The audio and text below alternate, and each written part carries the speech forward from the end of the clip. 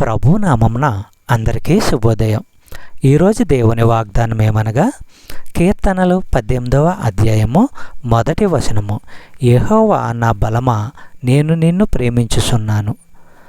దావీదు తన కీర్తనలో యుద్ధంలో విజయం సాధించడం గురించి తెలియపరుస్తున్నాడు.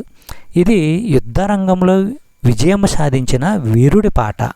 అతడు యుద్ధాలు చేసినది యెహోవా దాసుడుగానే కనుక ఈ విజయాల వల్ల కలిగే మహిమ అంతా యెహోవాకే అర్పిస్తున్నాడు.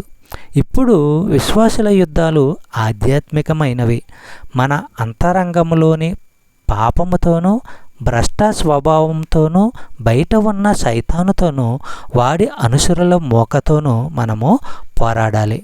మనము యేసుక్రీస్తుకు మంచి సైనికులుగా ఉండాలి. దావీదుకు యెహోవా పట్ల లోతైన ప్రేమ అనురాగాలు ఉన్నాయి. దేవుని ప్రేమించే మనిషి ధన్యుడు. అలాంటి వాడికి అన్నీ మంచి జరుగుతాయి.